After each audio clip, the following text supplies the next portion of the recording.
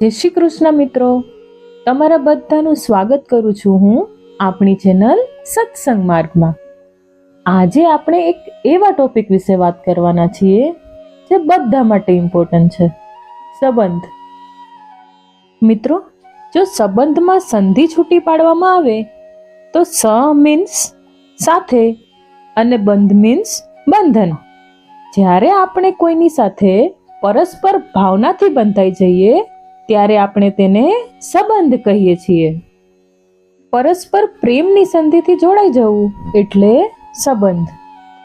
જો સંબંધમાં ત્યાગ, સમર્પણ, પરસ્પર વિશ્વાસ, મનની એકતા અને ધૈર્ય હોય તો સંબંધ તૂટવાનો પ્રશ્ન જ નથી આવતો.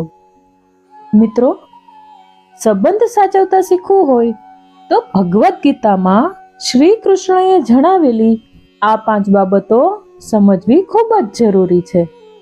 ભગવદ્ ગીતામાં જણાવેલી આ 5 બાબતો પર ધ્યાન આપવામાં આવે તો સંબંધ સંદર્ભની તમારી બધી મુશ્કેલ દૂર થઈ જશે.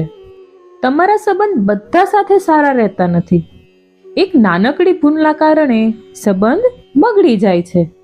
જો આવું થાય તો ભગવદ્ ગીતાનો સહારો લો અને તેમાં જણાવેલી આ 5 વાતો પર ધ્યાન આપો.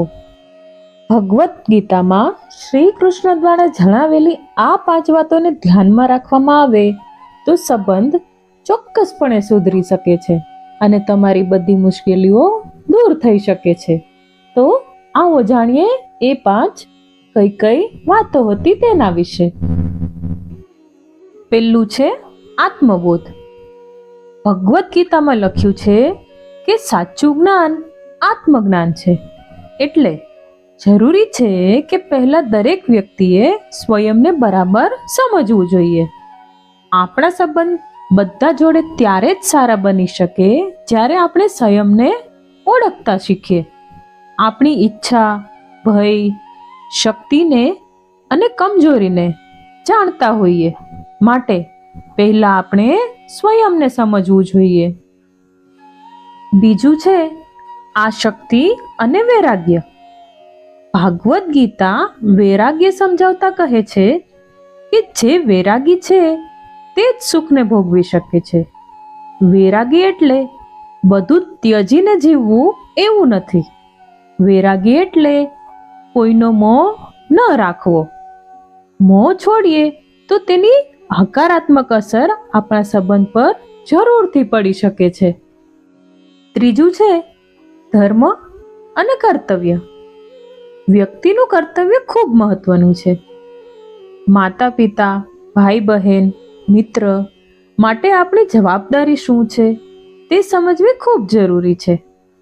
આ જવાબદારી નિભાવવી એ આપણું કર્તવ્ય છે. જ્યારે વ્યક્તિ પોતાના ધર્મ અનુસાર કાર્ય કરે છે તો તેના સંબંધમાં સકારાત્મકતા વધી જાય છે અને બધા સાથેના સંબંધોમાં તેનું સંતુલન જળવાઈ રહે છે.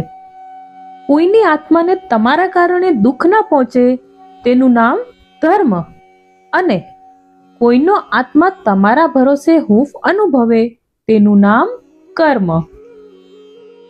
ચોથું છે કર્મયોગ. ભગવદ્ ગીતા કહે છે કે આપણું કર્મ ખૂબ મહત્વનું છે. ફળની ઈચ્છા રાખ્યા વગર કાર્ય કરવાનું છે. જ્યારે આપણે નિસ્વાર્થ ભાવથી કામ કરીએ છીએ તો આપણા સંબંધ જરૂર સુધરે છે અને મજબૂત બને છે. પાંચમું છે સન્માન. ભગવદ્ ગીતામાં જણાવ્યું છે કે સન્માન મેળવવું હોય તો સન્માન આપવું પડે. આપણે બધાને કોઈ પણ ભેદભાવ વગર સન્માન આપવું જોઈએ. આ સમજ સંબંધોમાં સહાનુભૂતિ, લાગણી અને સહનશીલતાને જન્મ આપે છે, જેના કારણે સંબંધો મજબૂત બને છે. સંબંધ છે નિભાવવા માટે ક્યારેક મનાવવા પણ પડે છે અને ક્યારેક માની પણ જવું પડે છે. ખુલાસો કરવો એ ગુનો નથી, પણ ખોટી સમજણને પકડી રાખવી એ ગુનો છે. મીઠું બોલવાવાળો વ્યક્તિ અને હંમેશા વિનમ્ર રહેવાવાળો વ્યક્તિ દરેક હૃદયને સરળતાથી જીતી શકે છે. શ્રી કૃષ્ણ હંમેશા કહે છે કે દુનિયાની બધી રમતો રમજો, પણ કોઈની ભાવનાઓ સાથે ન રમતા. આ એ કુકર્મ છે કે હું તેને ક્યારેય માફ નહીં કરું. મિત્રો, જો આપણે જીવનમાં ખુશ રહેવું હોય ને, તો હંમેશા એના પર ધ્યાન આપો જે તમારી પાસે છે, એના પર નહીં કે જે બીજા પાસે છે. જીવન મળવું એ ભાગ્યની વાત છે, મૃત્યુ થવું એ સમયની વાત છે, પણ મર્યા પછી પણ લોકોના મનમાં રહેવું એ કર્મની વાત છે. અને પ્રેમનો વાસ્તવિક અર્થ થાય છે બધા મનુષ્ય અને પ્રકૃતિના પ્રાણી જીવ માત્ર પ્રત્યે દયાભાવ અને કરુણા રાખવી. તો મિત્રો, આજે આપણે સંબંધ વિશે વાત કરી અને ભગવદ્ ગીતામાં શ્રી કૃષ્ણએ જણાવેલી એવી 5 સંબંધ વિશેની વાતો કરી. તો હું આશા કરું છું કે વિડીયો તમને પસંદ આવ્યો હશે.